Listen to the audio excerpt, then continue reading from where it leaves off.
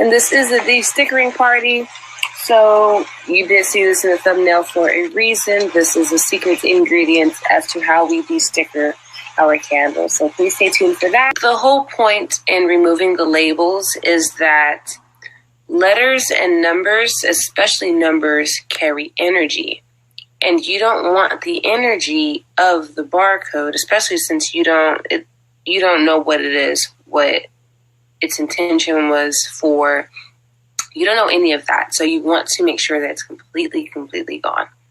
Again, when we first launched the candles line in September of last year, we were de-stickering them out of courtesy because we did want to provide plain, non-barcoded and stickered candles.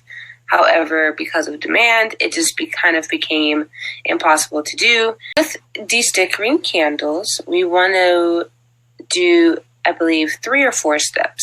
So let me get it out. The first step is to take off the stickers or labels. That's step 1. And this is, again, my process. Our naturalLay process. So we take off, remove the sticker and our barcodes.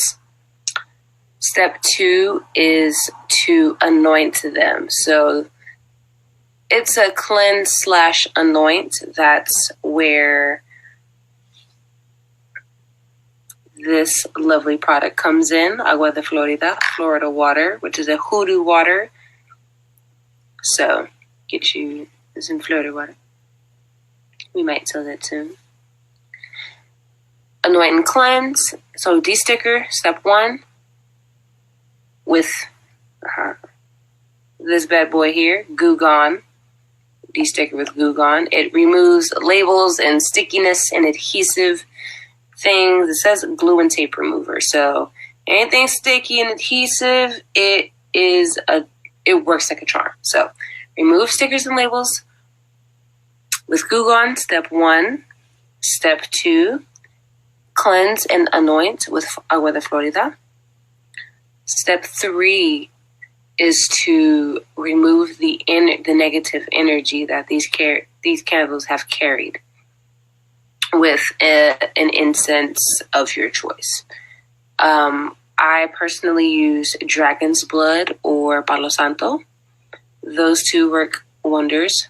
I think in the past I have been known to use myrrh as well, as that's available. So yeah, we'll do 1 live. So what I'm going to do, my objective right now is to gather 1 entire side. That gives me leverage and literally something to grip to peel off the rest. I'm very much hoping this makes sense.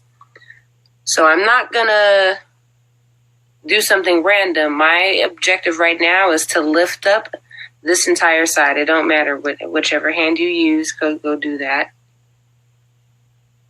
So we're gonna literally, with my nail, and unfortunately, if you don't have nails, you can use a tool, I'm sure. I couldn't tell you what that tool would be or what the best tool would be because I have nails. So if this is a problem for you because you have, I don't say nubs, but you have a short nail or no nails at all, this can be something for you to be exploring because I don't know what that would be because I'm using my nails. So for me, I'm using my nail, my fingernail, and we're just literally lifting up this entire side. So can you see that? Come on, focus. We're lifting all of this up so that way we have something to grab to snatch off. Okay? Lifting to snatch and grab cleanly. Does that make sense, family? Class? You're in class right now. All right, this looks pretty good. You don't need a whole lot, but you don't want too little. Just because I don't like the way the bottom is looking, like I like the way the top looks, but it gets a little fugazi down here. We'll lift it up just a little bit more. So that way I don't have any like straggly pieces. Okay.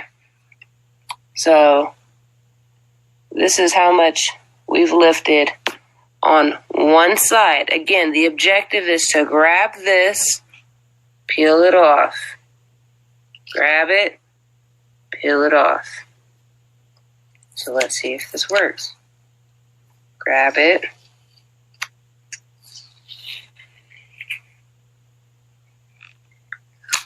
Peel it off. Cake. We see? We see? We see? So I don't want to say sometimes the bigger the label, the easier, because it definitely does depend on the label, how long it's been on the shelf, the adhesive, all that stuff. So it depends on some back end stuff that you have no control over. It smells amazing.